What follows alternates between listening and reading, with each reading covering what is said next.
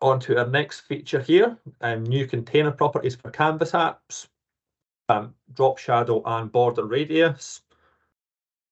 Really simple things that just makes your user interface so much nicer. Appreciate that screenshot hasn't come out particularly well.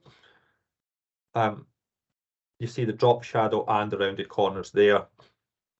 Really tiny little thing, as I said, it just makes it look and feel so much nicer.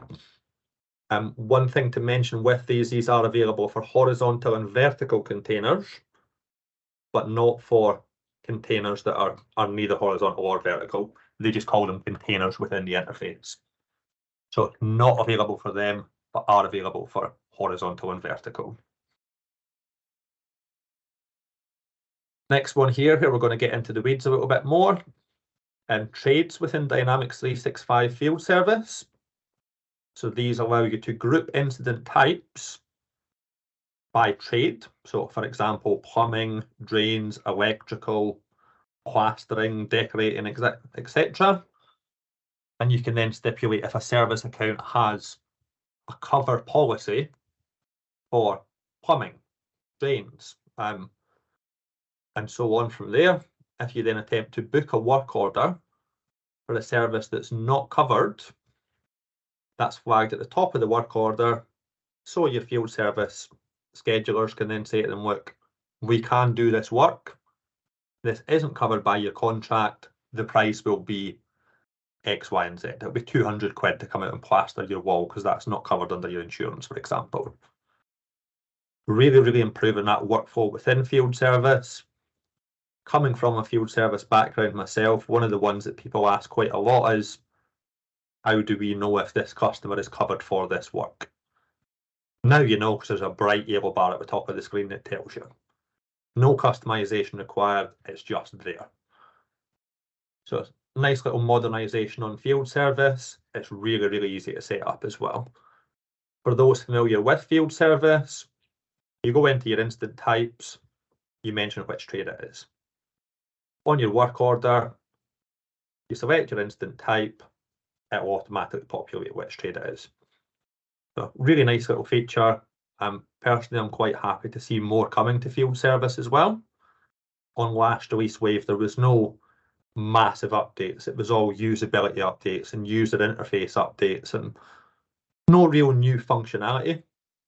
This one here has been a bit of a gap for quite some time. Let's be honest, trades are not a new thing. Plumbing has existed for hundreds of years. Drains have existed for hundreds of years.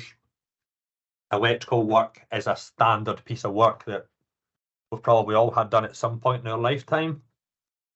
This just makes it all simpler. So really nice piece of functionality and really easy to use. Next up, we've got Dynamics 365 Customer Service. Bit of a controversial feature.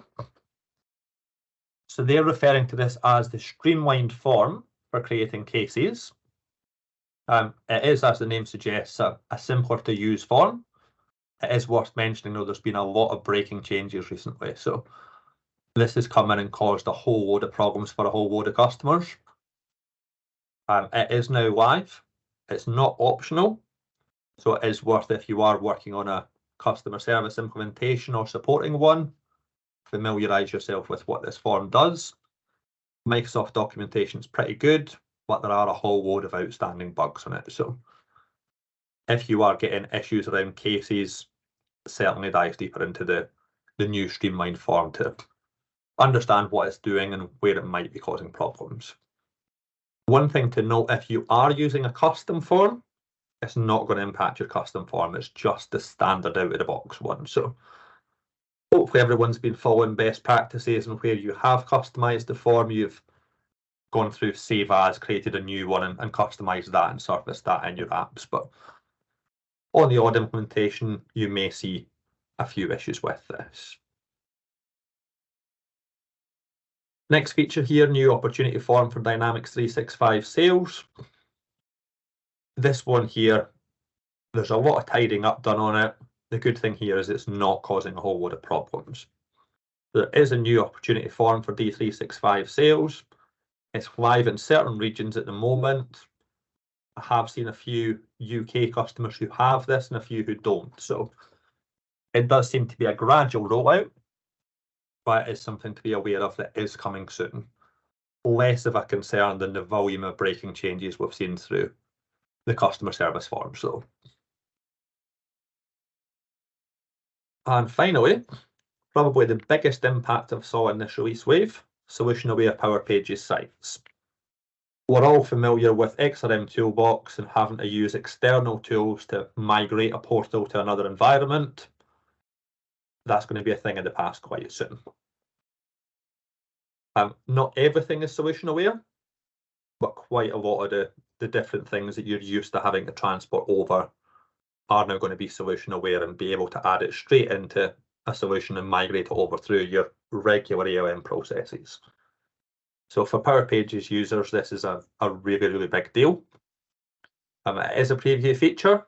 It's not 100% functional yet, but by all means, start using it in your lower environments and start experimenting with it. And that's everything I wanted to cover myself. So I'm going to hand over to you guys. We've got 25 people on the call now. Do feel free to bring yourself off mute and talk through anything you're excited about from this release wave. Any volunteers? Hi there, Stuart. Just to jump in, and it's more of a comment really, just say really good presentation. And I was aware of many of the features, but some things like the field service and a few other things I don't use on a regular basis, to be honest. But it's good to get awareness of them just in case they come up in future. So thank you very much. One thing on that subject around lesser used stuff, marketing, for example, I don't use marketing very often. Done one marketing project about 3 years ago. What I've found relatively recently is a nice little piece of functionality from Microsoft. Should the situation arise that you want to learn more about what's coming up for a platform you do use or one you don't, just going to share another screen quickly. Hopefully most people are aware of this one.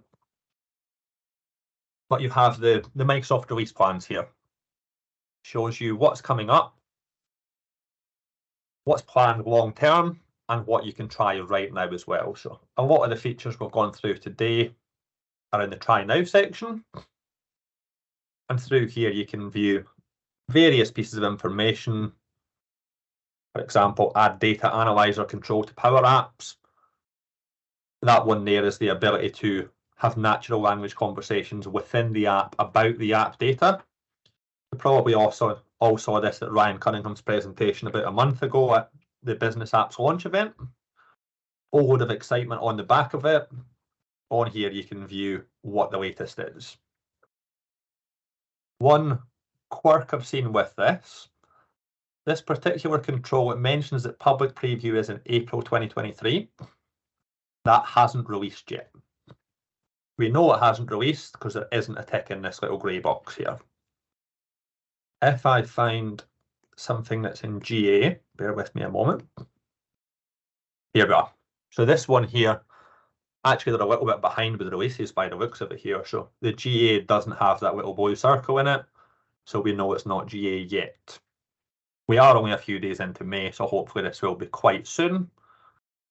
But do exercise caution when you look at the dates, making sure that is highlighted there as something that has released. And do keep aware as well, we are in Zone 2 in the UK. So sometimes there are things that are released in America that are coming to us kind of a week later. So if something is showing with the little blue circle and you can't find it, give it a week, try again. Generally speaking, it's just release cadence. Anyone else want to talk through stuff they've noticed from release plans and things that's worth highlighting? I'll go. There's something that quite niche and quite overlooked, and I haven't seen it, and it's only going to public preview last month, I believe, and that's transferring customer voice surveys. The amount of times I've had to recreate customer voice surveys because someone's left. Having the ability to be able to migrate those after someone leaves and not have to recreate them. I love that. It's a really, really big deal, yeah. I used to work for quite a small partner. There was generally about 4 or 5 consultants working there. Quite a high turnover of staff. You'd sometimes have like contractors would come in, and like you say there, it was an absolute nightmare every time someone left. Particularly contractors, because they were there for a few months. Yeah. You'd come in, they'd build it, and it was just a hassle to redo it.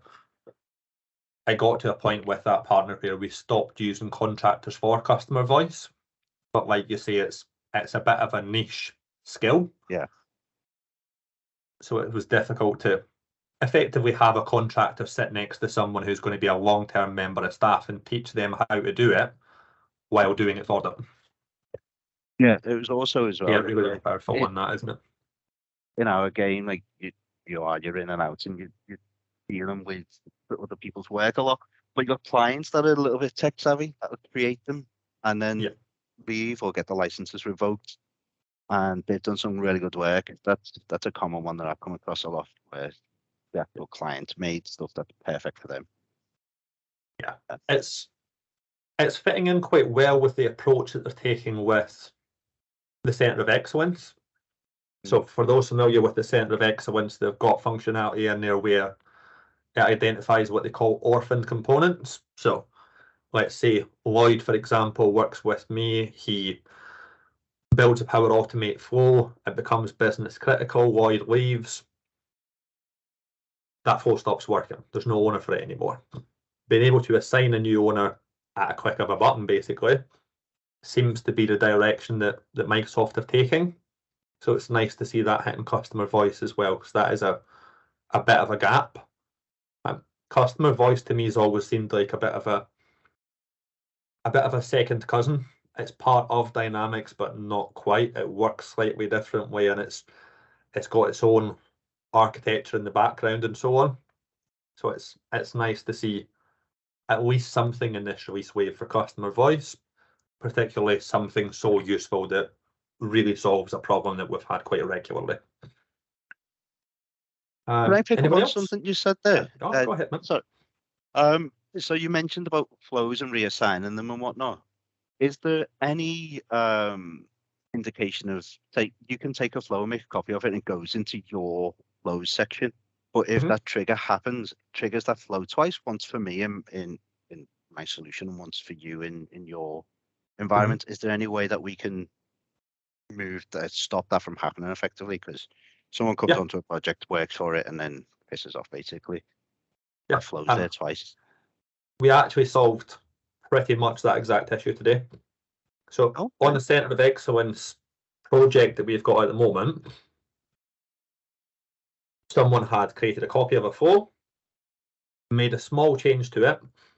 We added an extra step basically. Made it in the copy of the flow, so then it triggers. The first thing, so the overall flow happened. It then happened a second time with the error handling on the end, but there was no error. So effectively the same action happened twice. And there was a bit of head scratching. They contacted our service desk and said, "Look, what's going on here? Why is this happening and how do we stop it? It's triggering twice, but we've looked at the flow runs and it's only once. What's going on here?" And of course, our mind instantly went to, there's probably a copy of it somewhere. Let's have a check on your Centre of Excellence inventory components. We'll search for the name of the flow, but we'll stick an asterisk at the start, and boom, straight away it came up, copy of. And they're like, okay, well, why have we done that? Let's have a look at the two flows. Let's take ownership of that flow temporarily. Have a look. Oh, this is what's happened. The new one is better. So we'll turn off the old one. We'll take ownership of it and we'll delete it. You're now left with one. Everyone's happy. The process is still going ahead. We then contacted the person who took the copy of it and said, look, appreciate the work you're doing, it's great, but please don't do that.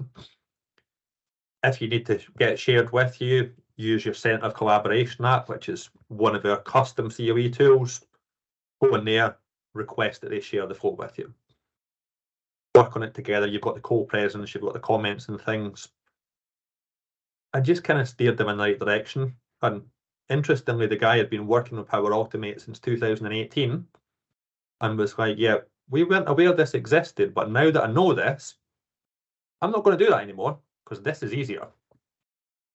So it's an education piece, and it's using the tooling that is available to help you with that, basically. Cool. Thank you. No problem. Anything from anyone else? I'm going to cherry pick a few people out of the chat and put them on the spot. Christy O'Kane, what are you most excited about, Matt? I was actually just looking through some of the docs here.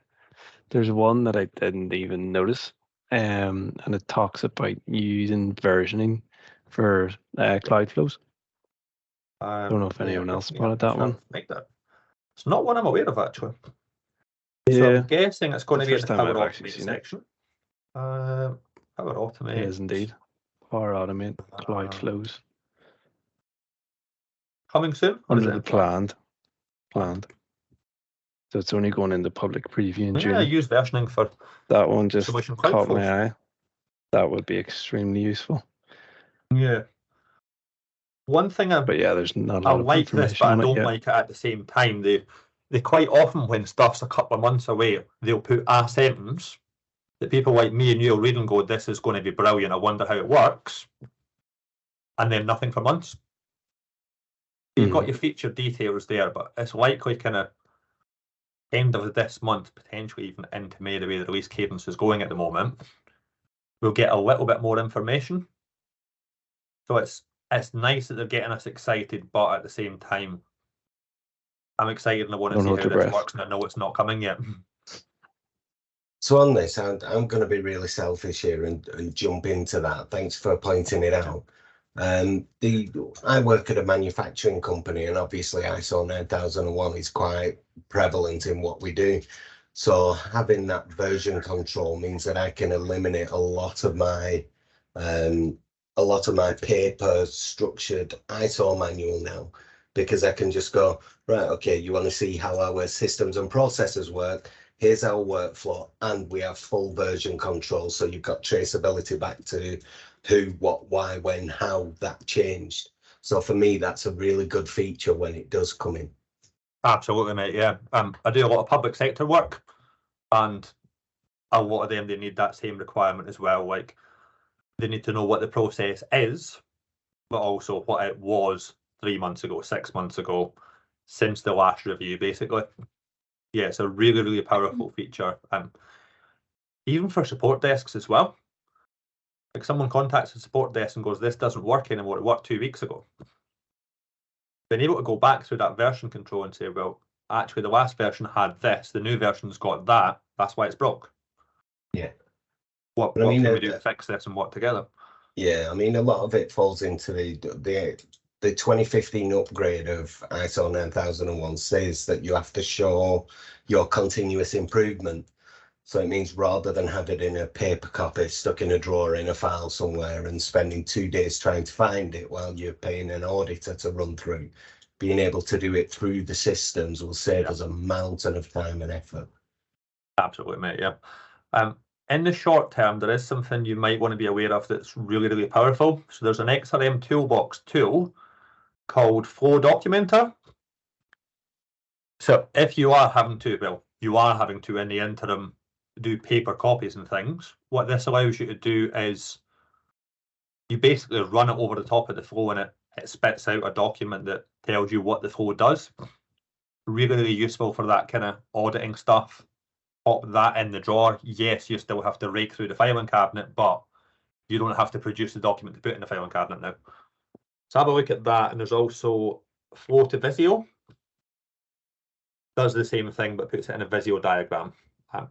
I'm not a massive fan of the way it looks, but if you are documenting stuff in Visio at the moment, it does like 50% of the work for you, and you just tidy it up. So worth keeping an eye on them. I'd rather do 50% of a boring task than 100% personally. So yeah, have a wee look and see what you think. Yeah, everything at the moment is Excel with lines drawn on it, so that might come in really handy for us. Thank you. Yeah. Or there's one of the MVPs did Power Docu, It was Rennie Modery. Renee, yeah, Renee's brilliant, mate. Yeah, That looks pretty really cool nice as guy. well. Don't know if anyone's used that, but it looks really good. Yeah, really nice guy as well. So I've noticed as well there were a couple of bugs with it a few months ago, and we've all seen them on LinkedIn and things. People who like to just pick holes in what people have done, and he was very gracious when people were doing that, and also just resolved them over a weekend. Came back and he was like, "Yeah, thank you for your feedback, and I've just sorted that. It's working now." So if you do notice anything that's not quite perfect with it, let him know. Obviously, we'd rather you were polite than some of the things I've seen, but let him know, and he's quite engaged with the community and likes to help as well. I can see you on screen, so I'm going to pick on you next, Marcus. What are you most excited about, Matt? So I've just seen that for Power Automate, there's sequential approvals. So not having to manually create an approval step and then another approval step, being able to just do it in one connector is pretty useful. Yeah. So quite a simple one, but quite like that. Yeah. Did you join just a couple of minutes late, Matt? Oh yeah, my Teams crashed halfway through, Yeah. so I had to No, reboot it's fine. again. I know Teams has been a pest recently. That was the first one on the list, so you Oh, just sorry, I missed that. that. No, it's totally fine. But yeah, it's a brilliant feature, mate. Yeah. We've used it a couple of times recently we have the concept of elastic leave. It's basically unlimited holiday, but you have to ask for it after a certain threshold. And the approval process for it's a bit different from your regular asking for leave. You ask your manager, they say, yes, you are fantastic, you deserve some holiday. And approval then goes to their manager who says, yes, that person over there who says he's fantastic is fantastic, so I'm going to give him a week's extra holiday. Our legacy HR system just didn't support that. It's going in, we're going to do some work on it, but that sequential approval, so it came in and we were like, yeah, that's just a 2-level approval. We'll build a flow for that, found the sequential approval stuff, and we're like, actually, we'll just use that for what it's for. And 2 hours later, it was working and we had a live service that's still live 2 months later.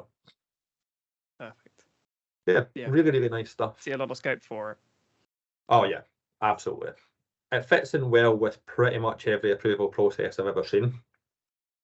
There's always 2 levels on anything that involves money within public sector, for example. You're not allowed to spend money, you have to ask someone to ask if you can spend money. So yeah, really like that. Rosie, I know you do a lot around Power BI and so on. What are you excited about in this release wave?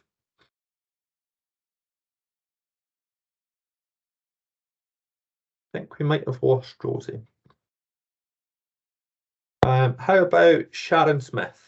I know you're quite engaged in the release wave plans and things. What are you looking forward to most? Hello. Sorry about the great lacking of Star Wars stuff. I am greatly lacking in Star Wars stuff here, even though, absolute huge fan. Although, episodes 1, 2, and 3. We won't go there. Yeah. Let's not go there. Let's not go there quite. No, I mean, I must admit, a lot of it is already being covered by what everybody else says. That we've got, we're having some quite great fun at the moment with our approvals, and so certainly to what we're looking for is a standardized approach across what we're actually doing, and we've unfortunately we found that we're getting different things coming in all over the place in different ways. So some of the things that we're picking up is very much around those approvals and actually trying to bring it in house. I mean, as you know, Stu, we're with a gold partner at the moment. For those of you who don't know, we're the company I work for. We're a Microsoft customer, but we're looking to try and actually, these are one of the areas where we're trying to actually upgrade ourselves. And something like this, where you've actually got something which is nice and clean lined as far as approvals, which, pretty much, as you said, I mean, we work in the quasi-public sector. And so everything needs approvals to approve that you actually have got the approval in order to do the approval. Yeah, I can see, John, you appreciate that. So yeah, I mean, it's those clean lines as far as having one approach to how you actually do approvals that we can actually go in there and do ourselves. And oh, is that a pretty cat I just saw going past, Lloyd? Mine's just down here eating. So something that I also was reading about this morning was the approvals on the SharePoint list as well. Yeah. And I know you didn't touch on it here because we were looking at Power Automate specifically, but directly, obviously, within a more traditional setting. But we've got some stuff which you don't necessarily want to or need to actually push it through for us Dynamics or a BPF or something like that, especially around if you're doing policy reviews. And it's just a lot of the examples that are given, they're given around expenses and things like that. But for those of us who work in the public sector or the quasi-public sector, we get a lot of stuff where we're actually doing policy reviews or document reviews, and you just effectively want to you have an annual review of your policy, and you don't want to have to necessarily actually store those within Dynamics and have to actually have the whole complexity of actually taking it through a business process flow, when all effectively you want to do is be able to say, hello, yes, this is a policy, it's being reviewed, these are the updates, approve the updates. You can do that through, it's actually much more simpler to actually have that on a SharePoint list. So I was quite pleased to see those changes when I was reading about how simple it actually is that that those changes are bringing in. There's a lot of cool stuff coming under I know this one's not directly linked to Power Platform, but under the SAM project, so the SharePoint Advanced Management, some really cool stuff coming out the back of that. It is unfortunately going to be an add-in for SharePoint, so it could be a tough sell for model-driven apps customers who integrate with SharePoint, but it seems really powerful. A lot of the granular permissions that at the moment are really difficult to do, your SAM product will be able to handle that. So for anyone on the call who does use SharePoint alongside the regular apps, certainly have a look at the SAM product that's coming soon. Yeah, that sounds like that would be absolutely perfect for us, because we're a full Microsoft stack organization. So we have Teams, we have SharePoint, we have obviously Dynamics, and with that granularity of detail, Dynamics really isn't the right tool for it. And it's as I've been starting to bang the drum for it, the right tool for the right tool for the right use case. It doesn't always have to be pushing through Dynamics or Power Platform. Yeah, I saw a lot of that recently, actually. We do, part of our Centre of Excellence work with DFT is rapid application development. So a lot of people will come in and they'll say, I've got this great use case for a communication platform for speaking with loads of people on a call, and it'll have a black background and a red background around it when you're presenting screens. And you're like, yeah, you can build that in Power Platform, but why not just use Teams? Or why not use Outlook? So it's difficult in a lot of public sector organisations to curb the excitement over how powerful Power Platform is and get into that mindset, like you're saying, of the right tool for the right problem.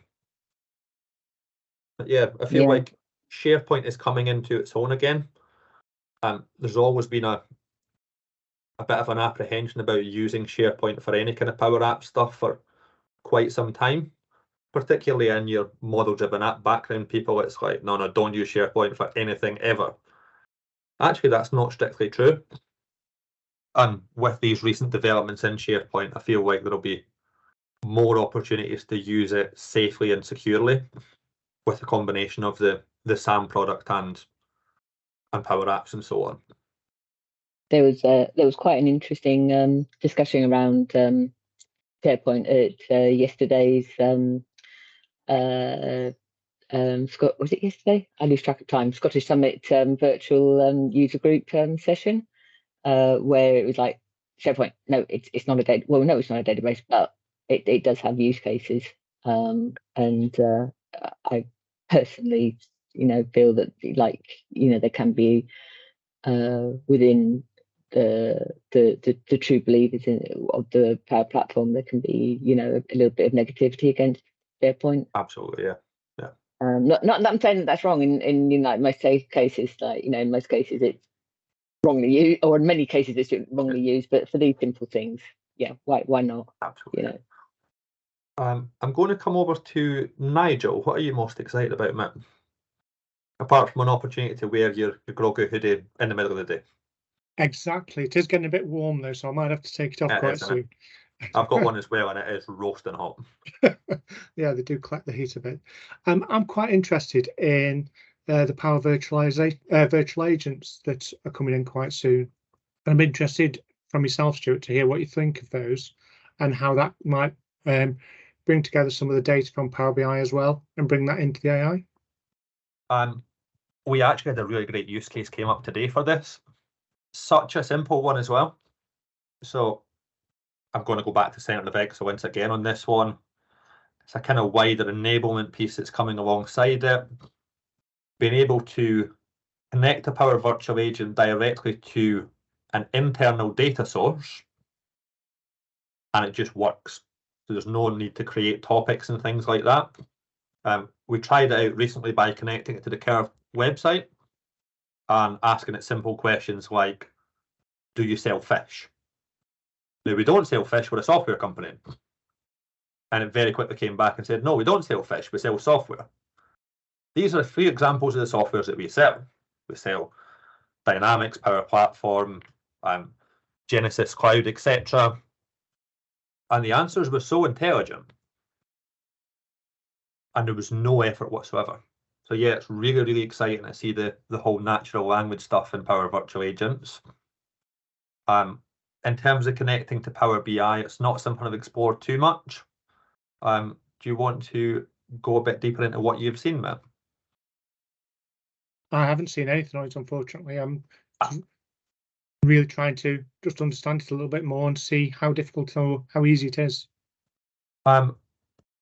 Short answer is it's possible. In terms of difficulty, I'll be honest, I don't do much with Power BI myself.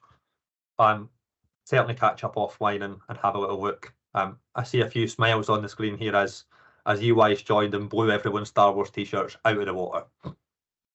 So while you're here, EY, I'm going to ask you what you're most excited about in this release wave, apart from using a lightsaber.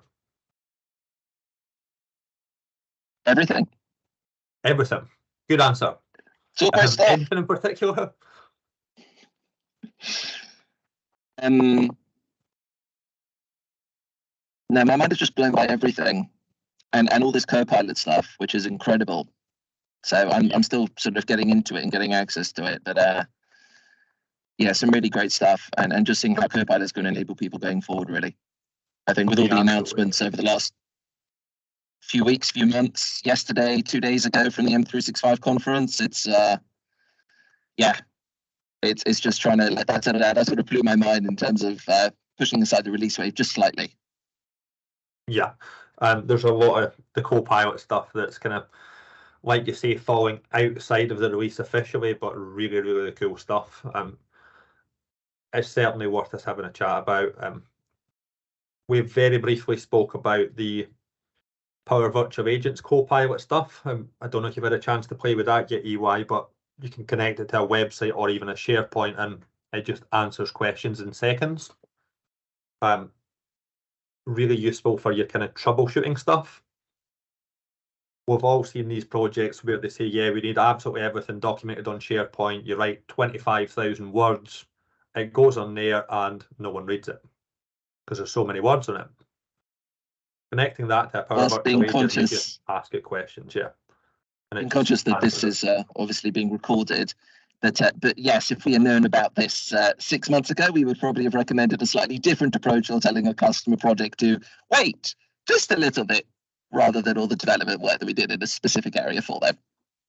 Yeah, absolutely. It's a little bit frustrating as well, because we do keep seeing these announcements that all this fantastic stuff is coming soon, But in the meantime, we've got a job to do, and customers want something similar, and we have to keep building and keep charging them money. There's always an element of in the back of your conscience going, I'm going to recommend waiting 6 months for this because I know it's coming, but I know you're going to say, no, I want it now, yesterday and the day before that. So it's difficult in the consultancy world at the moment to curb that enthusiasm and get people waiting, basically. Laura, I'm going to hand over to you. What are you most excited about? Don't make that face. If you're going to attend, you have to participate. Oh, I haven't got my camera For on. everyone else, me and Laura are friends, by the way. She's not just a stranger to being rude to. I've been a bit out of the loop with keeping up to date, which is why I'm here, obviously listening to your session. But I quite like the something that's been specific to a project that I was working on at HCL was from a Power Apps perspective, the ability to see. I know it says it's in the coming soon category, but the ability to see who else is looking on a particular record, that would have been. Oh, the co-presence. Yeah. Yeah, that. And actually, I'm thinking about a solution for a particular problem we came up with just in my own time. I might look into how that might be able to help. And all the new UI stuff in Canvas apps. I want to start playing around with that to see what I can. Yeah, it's a funny position at the moment, isn't it? We've seen it, we know it's brilliant, we've started playing with it, but you can't put it in front of customers yet. Yeah. And I've actually got a requirement that I'm working on tomorrow to build some Fluent UI style components. But they need it for a rapid application development project. The app is going live in 3 weeks' time. Yeah. We know the modern controls are not ready in 3 weeks' time, and it's a business critical regulatory need as well. So today we're building a component library that in 4 weeks' time we're going to rip out and replace with out of the box. Yeah, it's really sad. That would really do my head in. I'm hoping that there'll be lots of stuff at Akari for me to start using all that new stuff. Yeah. Akari do love a bit of experimentation as well, so I'm sure you'll, maybe not for production systems, but loads of experimenting and playing about there. Yeah. Keith, I haven't come to you for a wee while, mate. What are you most excited about? Well, I think as shallow as I am, probably the container improvements for the UI. I just love the drop boxes, rounded edges. Anything that's going to improve the look and feel is always welcome for me. Obviously, there are a lot more behind the scenes, but any way to improve the UI from the out of the box controls is a positive for me. Yeah, it's interesting that you should say that. Actually, we've been building a lot of Canvas apps recently on the project I'm on now. And the most recent piece of feedback we had on a proof of concept one was, is that a Canvas app? And they were like, yeah, of course it's a Canvas app. You've just seen me open it. Why does it look so nice and doesn't look like it was made in the 80s on Microsoft Paint? And like a lot of early proof of concept ones, they do. You just use the out of the box controls and it looks horrible. Quite often with your kind of citizen developer people as well, they don't have time to make a control look pretty. They've got a small business case to speed something up. They don't have weeks and weeks to polish it and make it shining. I feel like these new controls are going to make it easier for that kind of space as well. And you always get taken more seriously when your app looks pretty. It's a shame because it should be about functionality, and yes, this is great, it functions great, but we're all shallow, horrible people, and when we see a horrible app, we're instantly turned off by it. So yeah, definitely some useful stuff in there. Laura? Just a thing I just thought about, like, I think people might have to, it's great that all these new UI things are coming out, like the shadow and round corners and stuff for containers and whatnot, but I wonder if, just as a follow-on from the point that you just made, like if people get too excited about the concept of using all of the new UI stuff, that maybe they use stuff that they don't really like, get a bit like just fill all these apps with all these different like get carried away, yeah. stuff like that, Yeah. get carried away, yeah. That might be something to. Yeah, I've actually seen it with set devs. There was a guy who put in loads of stuff. He's working in a sandbox environment at the moment, just familiarising himself with it. And he came forward with, he's like, look at this app I've built, it's amazing. I'm like, yeah, it looks really cool. What does it do? Oh, it's an approval process. Oh yeah, that's nice. And it does look really great, but what is the point in this? What have you spent 3 weeks on this for? And he was a bit taken aback and like, yeah, appreciate that's really, really harsh asking that question so directly, but in 6 months' time when we're gone, if you go forward to your boss and say, I've spent 3 weeks not doing my job and built this app here, he's not going to be happy. Yeah. So I appreciate at the moment you're playing and you've been given the time to do that, but we need to focus on the core functionality of the app as well. So it should be used sparingly, yeah. We saw it with the Creator Kit as well. When that first came in, there was 1,000,001 Creator Kit apps that did nothing. They just happened to look really, really nice. It's easy to get, it's easy to get carried away. Like I get too excited sometimes and then I just strip it all back. One of the, not so much on the rounded corners and the drop shadow, but with a lot of the newer custom components, I haven't had a chance to test accessibility on them yet. And that is something that's in the back of my mind that I'm a little bit concerned about. Yes, these controls look amazing for me and you, but does it still work if you can't see? How does it behave? I know, for example, the Fluent UI details list, it doesn't work with, I think it's Axe it's called.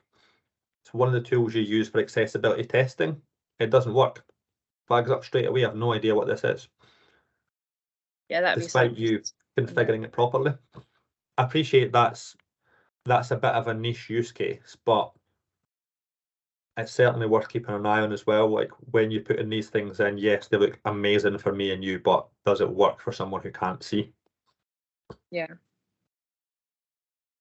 I continually get this from my wife as well. She's an optician, but she specialises in macular degeneration. So people come to her who are going blind. And because I'm a massive geek, every so often I show her stuff that's not sensitive to customers, and she's like, yeah, it looks great, but what if I can't see? But yeah, stop that. You can see. It looks great. Tell me it looks great.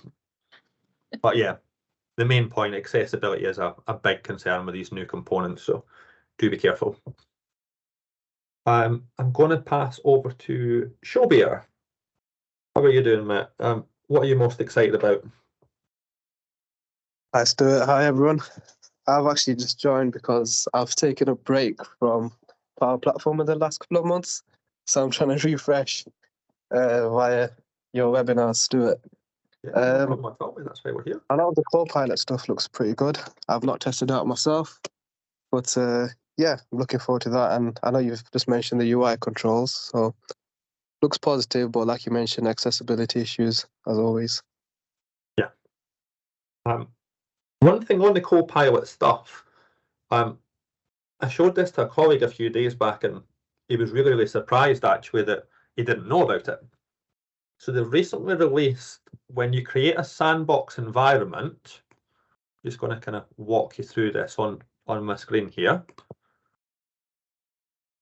When you create a sandbox environment and you select your region, where we would normally select like UK or Europe, depending on the customer we're working with, there's a new region for United States preview. I'll just show you super quickly here. This one here. So this one's really useful for testing new features. I mentioned when we were talking about stuff hitting general release and so on the experience.dynamics site, this region gets it first.